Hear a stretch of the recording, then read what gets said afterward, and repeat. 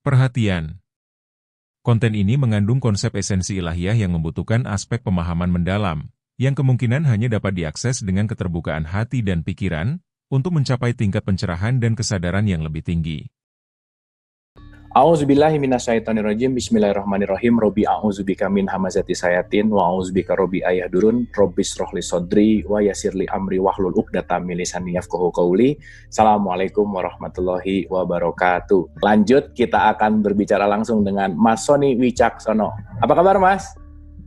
Baik, alhamdulillah. Alhamdulillah. Oke, Mas Sony Wicaksono, kita langsung berbincang-bincang aja. Kemarin kita udah bicara tentang Al-Quran, dan sekarang kita akan lanjut bahwa Al-Quran itu sebenarnya ada di mana gitu ya. Kan kemarin kita bicara bahwa Al-Quran itu tidak hanya untuk orang Islam gitu, dan kita sudah mulai bisa merubah dan meluaskan paradigma gitu. Oh, ternyata Quran itu tidak hanya sebatas itu gitu. Nah, sekarang langsung berbicara tentang Al-Quran, di manakah kau berada? Silakan, Mas Sony. Sebelumnya saya mau buka dengan salam dulu. Assalamualaikum warahmatullahi wabarakatuh. Salam sejahtera buat kita semua. Mudah-mudahan Bapak Ibu yang mendengarkan, melihat acara ini, saya sebenarnya lagi ngobrol-ngobrol sama Abu Marlo, Bapak Ibu melihat, mendengarkan, bisa mendapatkan manfaat. Kita kemarin diskusi, belajar bahwa kita ini haknya cuma boleh mengajak orang, menginspirasi, tetapi tidak bisa memaksa. Jadi Bapak Ibu silahkan, kalau ada dalam pembicaraan ini yang ada manfaatnya, silahkan dijadikan kesadaran di hatinya, di pikirannya. Tapi kalau ada yang enggak, ya apa-apa gitu, kira-kira gitu. Nah, sebelumnya kan kita di episode season 1, episode 1, itu kan kita sudah mendiskusikan mengenai dan mudah-mudahan sudah menjadi kesadaran bahwa Al-Quran itu petunjuk fisik. Dan juga ada yang non-fisik, yang dianugerahkan Allah tidak hanya kepada orang yang beragama Islam, tetapi kepada seluruh manusia kan. Nah, jadi bahkan kemarin juga kita bahas itu untuk seluruh makhluk di alam keberadaan. Gitu. Nah, pada diskusi saya kali ini sama Abu Marlo, Bapak Ibu sekalian juga jadi pesertanya, itu kita akan membahas tentang kitab yang non-fisik. Karena kalau kitab fisik Al-Quran kan kita semua udah pada tahu kan, di buku cetak gitu kan. Jadi sekarang kita mau bahas yang non-fisik. Nah, jadi kalau kita lihat Al-Quran itu atau Alkitab atau buku petunjuk itu kan ada dua jenis, ya kan. Pertama yang namanya yang fisik, ya, yang seringkali disebut sebagai mushaf. Ya, mushaf atau lembaran-lembaran yang dikumpulkan menjadi sebuah buku ya.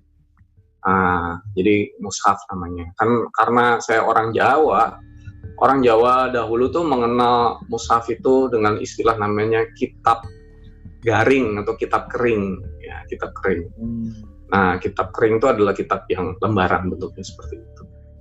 Nah, itu yang pertama. Yang kedua, Alkitab juga ada yang non fisik, yaitu yang disebut kitab, ya. Jadi kitab itu bisa berbeda dengan mushaf, ya kan. Makanya ada istilah yang menyebutnya misalnya, wah dia itu kitab yang berjalan. Nah, kitab yang berjalan artinya ya itu non fisik di dalam dirinya. Nah, orang Jawa menyebutnya sebagai kitab teles. Kitab teles tuh bahasa Jawa artinya kitab basah. Kitab basah artinya non fisik. Jadi artinya dia itu tidak kering oleh panas, ya kan. Tidak lapuk oleh cuaca, tidak lekang oleh waktu. Gitu. Nah, sekarang kita bahas namanya kitab non fisik itu adanya di mana. Nah, ini maaf ya kalau nggak mainstream, jadi merubah mindset Bapak Ibu sekalian yang mungkin pemahamannya sebelumnya gitu. Nah, jadi kalau kita lihat, ternyata setiap diri kita, setiap masing-masing dari kita tuh diberikan Alkitab di dalam diri kita masing-masing. Jadi kemarin kita bicara tentang buku manual, itu di dalam atau di luar, yaitu di dalam. Jadi nggak harus beli ke toko buku atau kemana untuk memilikinya, semua masing-masing sudah memiliki, kan? Nah, itu ada di Al-Quran, boleh dibuka surat 68 ayat 36. Oke, surat 68 ayat 36. Iya. A'udzubillahi minasyaitonirrajim. Bismillahirrahmanirrahim. 68 ya Mas ya?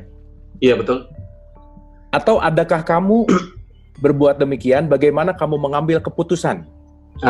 Mengambil keputusan. Bagaimana cara kita mengambil keputusan menurut petunjuk Allah, ya? Coba lanjut 37-nya. Atau adakah kamu mempunyai sebuah kitab yang diturunkan Allah yang kamu membacanya? Nah, jadi apakah kamu mempunyai sebuah kitab yang kamu membacanya?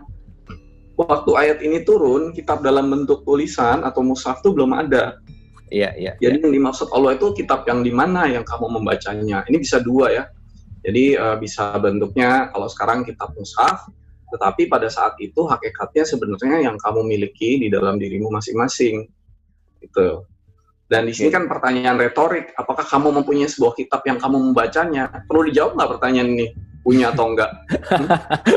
Ya ini udah dikasih kan harusnya. Ya pasti udah dikasih. Ini kan dalam bentuk pertanyaan retorik ya. Iya. Jadi nggak boleh dijawab punya atau enggak, udah pasti punya. Nah, pertanyaannya, apakah kamu membacanya? Ya kan, membaca. Nanti di sesi berikutnya kita akan bahas mengenai bagaimana cara membacanya. Nah, lanjut ya. Oke, 38-nya. Ya. Bahwa di dalamnya kamu benar-benar boleh memilih apa yang kamu sukai untukmu. Nah, jadi di dalamnya itu banyak sekali petunjuk Allah, tetapi petunjuk itu selalu dalam bentuk pilihan karena Allah nggak pernah memaksa. Jadi silakan memilih gitu. Silakan dilanjutkan lagi. Oke, 39-nya ini menarik banget nih. Jadi kita ngerti bahwa kitab tuh bukan hanya buku gitu ya. Jadi kitab tuh luas banget karena relevansinya dengan ayat Quran turun juga waktu itu bukunya juga nggak langsung bukan turun buku gitu ya kira-kira ya. Oke, Mas. Ini menarik nih. Atau apakah kamu memperoleh janji yang diperkuat dengan sumpah dari kami yang tetap berlaku sampai hari kiamat? Sesungguhnya kamu benar-benar kamu benar-benar dapat mengambil keputusan sekehendakmu. Silakan. Jadi di dalam kitab, di dalam itu ada janji dari Tuhan yang tetap berlaku terus-menerus. Jadi nggak ada ayat yang nggak berlaku sekarang. Jadi terus-menerus berlaku. Nah, sesungguhnya kamu benar-benar dapat mengambil keputusan. Artinya nanti itu di dalam kitab kita itu yang non fisik itu banyak sekali pilihan-pilihan dan kita diberikan pilihan untuk mengambil keputusan sesuai dengan apa yang kita kehendaki. Jadi hidup itu memilih sebenarnya. Jadi Tuhan nggak pernah memaksa. Silahkan dilanjut lagi. 40. Tanyakanlah kepada mereka, siapakah di antara mereka yang bertanggung jawab terhadap keputusan yang diambil itu? Jadi yang bertanggung jawab atas keputusan yang kita ambil siapa? Diri sendiri ya? Diri kita sendiri. Kita kan diberi pilihan, tapi pilihan itu adalah pilihan yang ada konsekuensinya. Kira-kira. Ada tanda bintangnya ya, syarat dan ketentuan berlaku gitu. Ada konsekuensi. Kalau milihnya salah ya akibatnya salah. Dan hidupnya bisa nggak sesuai kehendak Tuhan, sesuai kehendak Allah. Nah, lanjut. 41-nya. Atau apakah mereka mempunyai sekutu-sekutu? Maka hendaklah mereka mendatangkan sekutu-sekutunya jika mereka adalah orang-orang yang benar. Nah, jadi intinya ya kebenaran itu ada di Al-Quran. Alkitab itu kita miliki semua. Jadi melalui petunjuk di kitab yang non fisik ini, kita boleh memilih untuk mengikutinya atau mengabaikannya. Itu pilihan kita sendiri. Jadi ini yang kalau yang dalam Al-Quran disebut sebagai ahli kitab, ya. Ahli di sini bukan berarti profesor atau doktor atau orang yang belajar dan punya gelar macam-macam. Tapi ahli di sini yang disebut sebagai pemilik, pewaris daripada kitab itu. Jadi kalau kita pernah dengar istilah ahlul bait, pernah dengar nggak?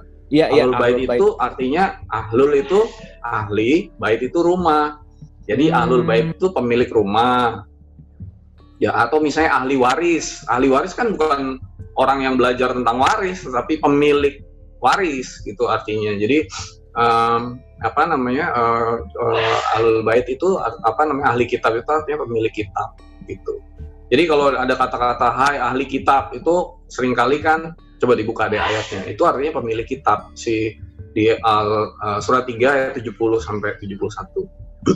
Surat 3 ayat 70. Oh iya ya. Ada kata ahli kitab ya, benar-benar. Iya. Hai ahli kitab. Benar. Mengapa kamu mengingkari ayat-ayat Allah padahal kamu mengetahui? 71-nya. Hai ahli kitab, mengapa kamu mencampur adukan yang hak dan dengan yang batil dan menyembunyikan kebenaran padahal kamu mengetahuinya? Nah, jadi seringkali kita itu menyangka bahwa kalau ada kata-kata ahli kitab itu artinya penganut kitab-kitab sebelum Al-Quran. Seperti kayak orang Nasrani atau dengan Injilnya, Yahudi dengan Tauratnya. Padahal arti ahli kitab itu adalah pemilik. Kan tadi ada pertanyaan, apakah kamu memiliki sebuah kitab yang kamu membacanya, gitu kan? Jadi yang mempunyai kitab itu ya kita yang kita warisi dari Allah itu. Jadi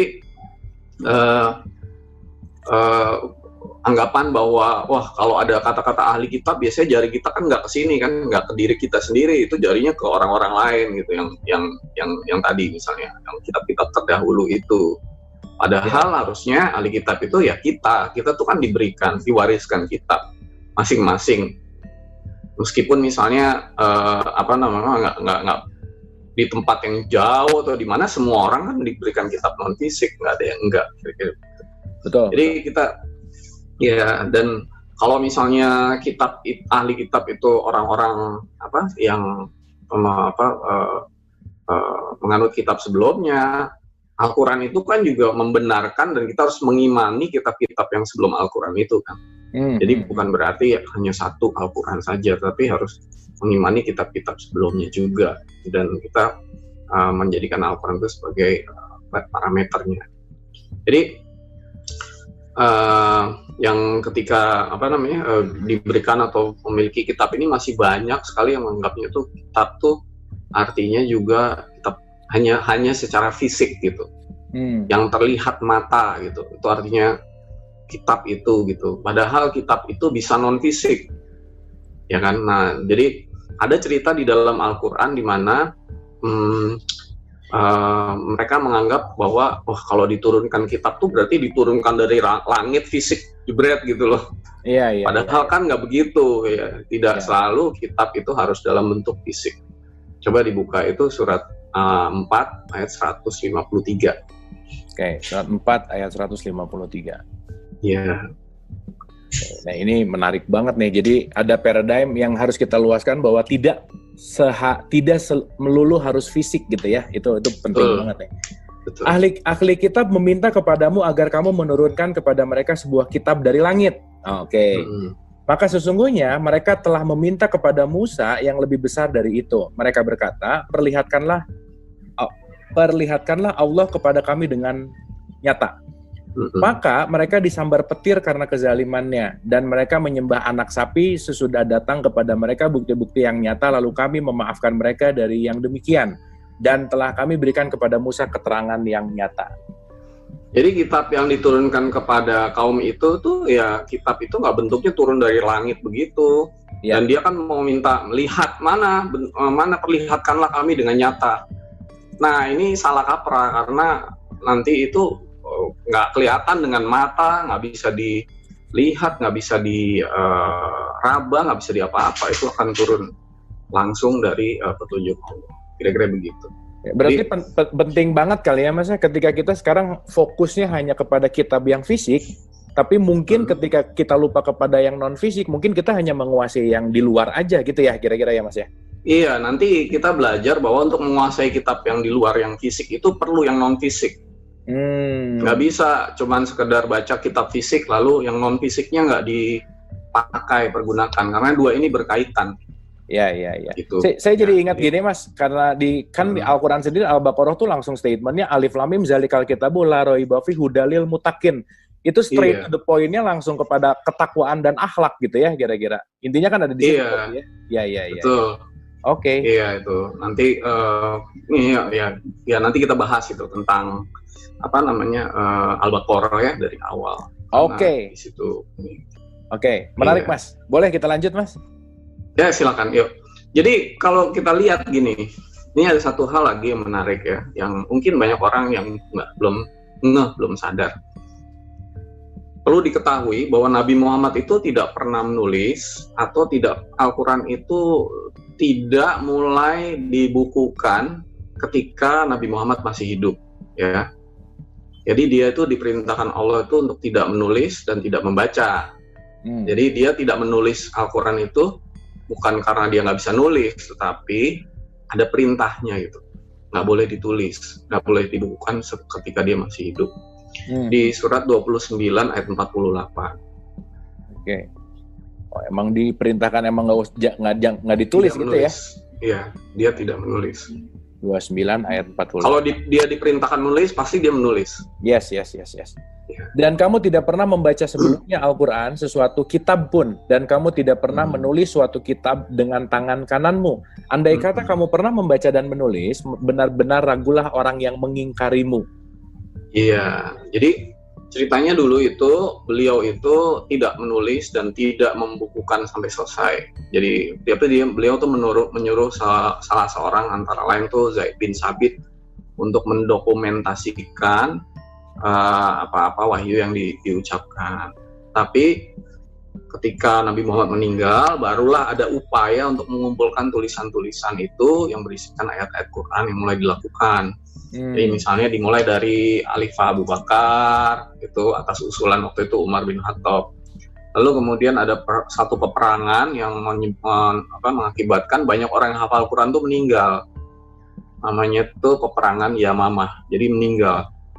Jadi karena banyak yang meninggal, baru ada kekhawatiran dan concern. Kemudian Al-Quran itu dibukukan dan selesai pada Khalifah Utsman dalam berbagai jenis mushaf. Dan mushaf yang kita pakai sekarang itu namanya mushaf Al-Imam atau mushaf Utsmani, itu salah satu jenis mushaf. Makanya disebutnya mushaf karena itu kumpulan lembaran yang dibukukan, gitu. Disebutnya mushaf Utsmani. Gitu. Jadi antara mushaf sama kitab itu dua hal yang belum tentu sama, gitu kira-kira. Dan selama Nabi Muhammad hidup, lalu sekitar 25 tahun lah ya setelah beliau wafat itu, Al-Quran dalam bentuk buku itu belum ada. Jadi waktu itu pedoman hidupnya menggunakan apa kalau Al-Quran itu belum berbentuk fisik? Iya. Nah, jadi itu sebuah cerita. Jadi lebih lanjut, ada satu yang menarik. Jadi waktu Nabi Muhammad menyebut Al-Quran, beliau itu kan kata-katanya kan adalah wahyu dari Allah, nggak dicampur-campur nafsunya atau persepsi atau opini dia. Jadi apapun yang disampaikan oleh Allah, ya itu yang disampaikan. Nah, kan waktu beliau menyebut Al-Quran itu kata-katanya adalah ini atau itu, gitu kan? Ya. Nah, coba dibuka itu tadi ya, misalnya kemarin kita baca di episode sebelumnya tuh 4520 ya kan? Iya. Ya. Ini 4520 ayat pertama waktu belajar Quran, Mas. Jadi pas inget banget, Mas. Oke. Iya. Oh ya, di sini statementnya kita mungkin nggak usah baca sampai selesai kalau ayatnya panjangnya, saya cuma mau tunjukin ini adalah ini atau itu. Oke. Di sini ada kata-kata di terjemahannya, Al-Quran ini adalah pedoman bagi manusia, tapi di dalam konsep bahasanya di sini ada kata-kata hadza basoirul linas gitu. Jadi kata-kata Al-Qurannya ada nggak itu? Nggak ada sebenarnya. Nggak ada, yang ada hadza. Hadza itu artinya ini kan? Yes. Jadi kalau mau dibaca benar, ini adalah pedoman bagi manusia, gitu kan? Nah, coba buka lagi tadi kemarin ada di episode 3138 ya, Mas?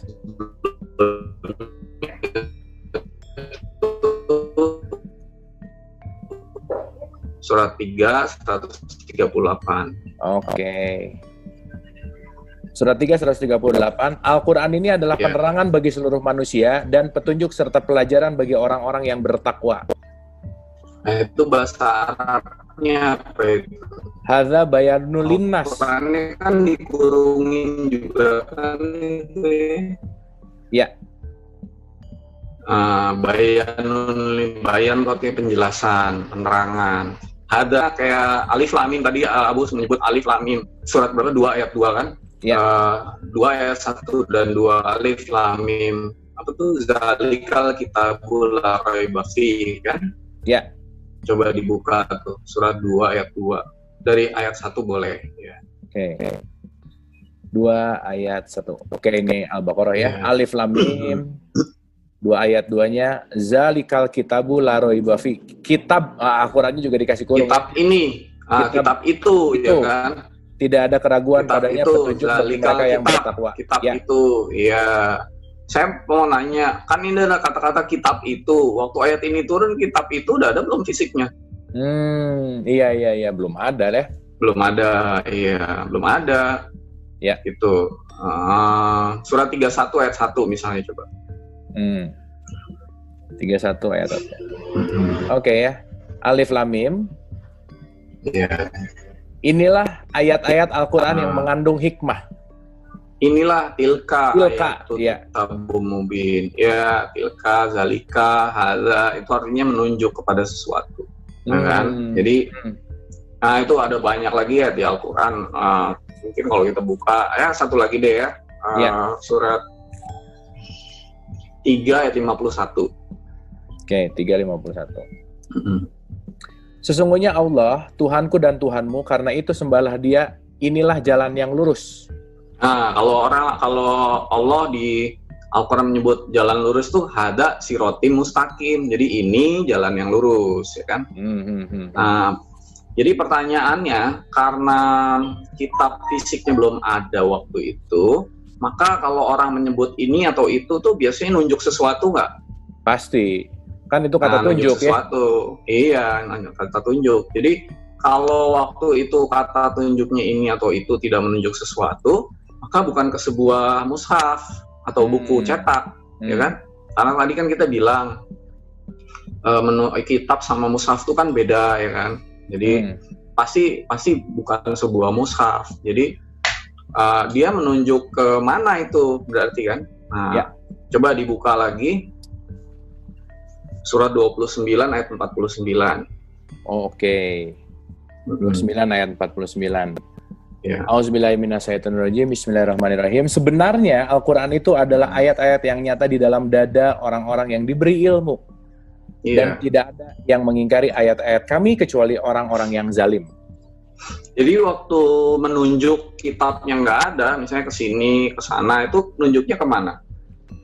Ini kalau di sini sih ada informasi baru bahwa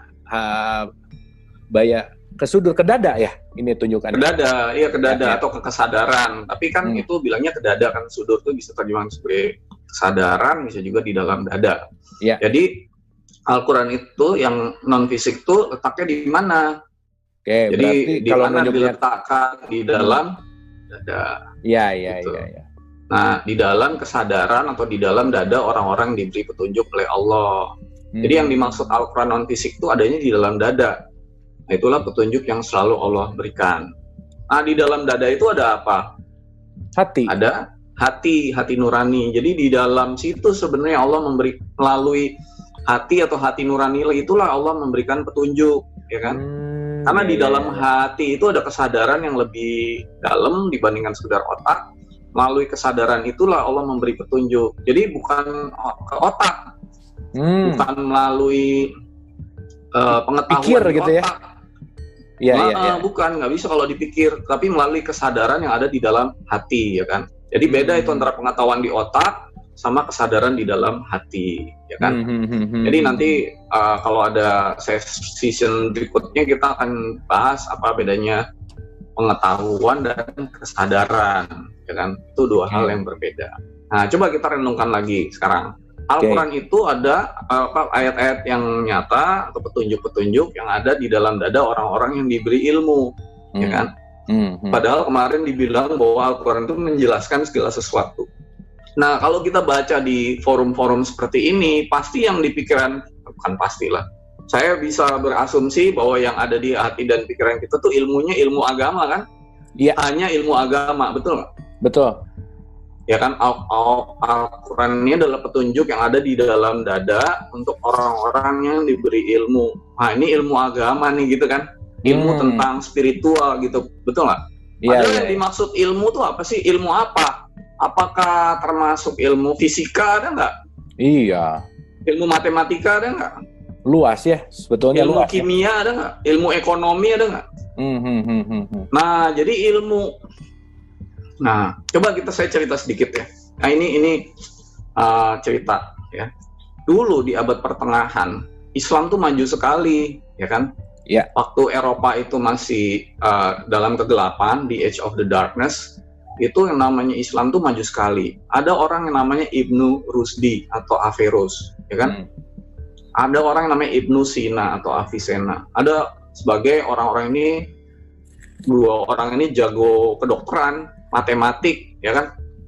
Ada juga, tahu nggak Kang Abu, nama orang namanya Aljabar? Iya. Kita belajar aljabar kan? Iya. Tahu nggak kita bahwa angka-angka itu dari 1 sampai 0 itu yang nemuin orang ilmuwan Islam namanya Al-Khawarizmi. Nah, jadi yang menemukan angka-angka di dalam matematik itu orang ilmuwan Islam loh. Nah, itu matematik. Tahu nggak kalau ilmu kimia itu yang nemuin itu namanya Ibnu Hayyan. Itu ilmuwan Islam. Tahu nggak kalau ada seorang ahli filsafat yang lebih dalam, lebih tinggi tingkatannya dengan dari Aristoteles dari Yunani namanya Al-Farabi. Iya, itu ilmuwan Islam. Atau misalnya Al-Kindi. Ada. Al-Kindi.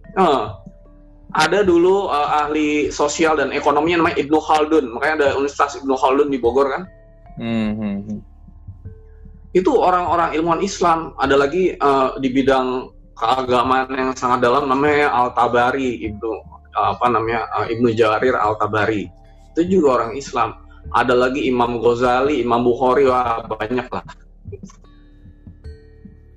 Nah, ini nih ilmuwan ini, orang-orang ini adalah ilmuwan orang-orang yang sudah mengetahui mengenai rahasia ini, bahwa kitab itu bukan cuma yang sekedar di buku, yang ada di hati, di dalam kalbu itu.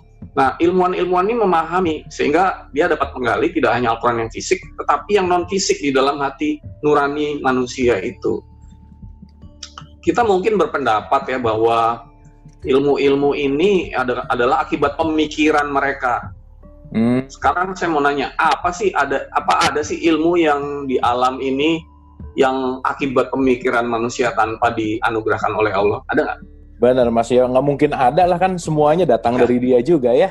Semuanya datang dari Allah. Makanya nggak ada ilmu yang ada karena pemikiran kita sendiri, itu nggak ada. Sehingga segala ilmu yang baru, penemuan, inovasi, intuisi, creativity, yang baru-baru ya, yang baru bukan yang lama nih. Artinya bukan yang dapat dari belajar, tetapi yang benar-benar ditemukan baru. Itu semua dari Allah. Dan manusia itu sering menyebutnya sebagai intuitive mind atau pikiran intuisi. Padahal itu hasil kontemplasi, itu ilham dari tadi yang saya cerita Al-Quran non-fisik itu yang diturunkan ke hati itu, gitu. Makanya Islam zaman dulu maju sekali. Nah, ini sesuatu yang udah kita tinggalkan. Makanya kemarin juga kita sampaikan ada quote dari salah seorang yang paling pintar di dunia namanya Albert Einstein, mengatakan bahwa intuitive mind is a sacred gift from God, and rational mind is a faithful servant. But we have created a society, a world that forgotten the gift and follow the servant. Jadi pikiran intuitif yang tadi dari Al-Quran non-fisik itu adalah pemberian yang sangat suci dari Tuhan. Kita bisa invent sesuatu, bisnis bisa menemukan sesuatu. Jadi kita nggak cuma bicara tentang ilmu agama ini. Betul. Tapi rational mind itu adalah sesuatu hamba yang mengikuti. Tapi kita sekarang ini hidup di suatu masa, di suatu masyarakat, sebuah dunia yang menuhankan pikiran rasio, melupakan pemberian yang suci dari Tuhan, yaitu petunjuk itu tadi, gitu. Benar. Jadi, gampangnya tuh hati nurani itu pemberian yang suci dari Tuhan. Otak itu seharusnya jadi pengikut yang setia. Tapi sekarang sebaliknya, gitu. Nah, jadi karena mindsetnya Al-Quran Tuhan yang di buku itu lupa untuk mengetahui bahwa ini ada yang di dalam hati nurani yang bisa terhubung langsung dengan Allah, maka kita kan sekarang melihat nih, misalnya sebagai contoh ya, ada penelitian yang mengatakan bahwa negara-negara yang Islami itu malahan bukan negara yang mayoritasnya berpenduduk Islam, betul nggak? Yes, betul. Negara yang Islami itu dilihat dari misalnya keadilan, pemerataan ekonomi, tingkat korupsi, clean government, terbelakangannya gimana. Ternyata negara-negara yang non-Islam seperti Irlandia, Denmark, Luxembourg, New Zealand. Ya, itu justru yang paling Islami dibandingkan negara Islam sendiri, ya kan? Iya, benar Mas. Negara-negara Islam tuh di urutan 50-an ke bawah gitu. Jadi salah satu sebabnya karena mereka hanya mengacu kepada yang fisik, melupakan yang non fisik gitu. Ya makanya banyak sekali misalnya kriminalitas, kejahatan segala macam, karena sebenarnya tunjuk Tuhan tuh yang Al-Quran yang non fisik ini nanti termasuk membaca Quran yang fisik pun harus melalui Al-Quran yang non fisik yang di dalam hati. Jadi kenapa negara mayoritas Islam seperti Indonesia misalnya nih secara ilmu pengetahuan teknologi ekonomi justru terbelakang. Kita kan negara yang mayoritas Islam kan, terbesar di dunia, tapi terbelakang karena ya itu nggak memahami tentang ini. Di negara-negara mayoritas Islam justru korupsinya, kriminalitasnya, moralnya itu malah kurang bagus. Iya, di research itu juga kan ditelitinya 208 negara, Mas. Indonesia tuh urutan ke 140 juga gitu. Itu kan based dari Hossein Askari. 140, Mas. Askari, iya betul, Askari. Askari dari Washington University. Washington University, betul, Washington University. Itulah makanya. Bahkan ada jokes ya di Indonesia tuh ya, kalau ada maling sendal, orang itu agamanya apa tuh biasanya? Maling sendal, koruptor agamanya apa? Yang bakar lahan agamanya apa? Yang buang sampah di kali agamanya apa? Ya sembahyang juga, baca Quran juga. Tapi Quran di hatinya itu nggak dipakai. Nah kan kalau orang Quran di hatinya dipakai mau bakar hutan, hati nuraninya diikutin, bisa nggak? Bisa. Itu. Betul. Jadi baca Quran juga, tapi baca Qurannya yang fisik aja kira-kira. Gitulah. Ya mudah-mudahan Mas. Ngomongin orang, ngomongin kita aja. Nah, justru mudah-mudahan dengan diskusi kita ini juga mungkin ada yang lagi mendengar dan melihat dan menyadari gitu bahwa ternyata begitu kita melihat apapun yang bentuknya adalah Quran, ternyata bukan hanya yang di luar gitu. Nah, dan ini akan menarik sekali di episode-episode yang akan datang tentunya ya, karena ini kan pasti penasaran nih gimana caranya, apa dan seterusnya, dan kita akan bahas di episode yang akan datang.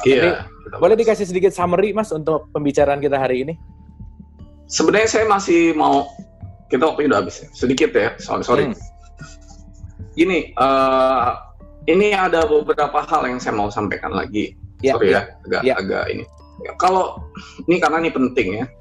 Misalnya kenapa sih orang baca Quran bisa jadi teroris, radikalis, ekstremis gitu ya? Jadi karena ini tadi lagi-lagi bahwa dia baca Quran juga, tapi nggak dibimbing oleh kitab non fisiknya, nggak dibimbing oleh Tuhan Allah yang Maha Pengasih lagi Penyayang melalui hati dan hati nuraninya. Jadi outputnya itu seharusnya kalau belajar Quran dibimbing pakai hati itu menjadi manusia yang lebih welas asih, compassion, memiliki sifat-sifat luhur gitu.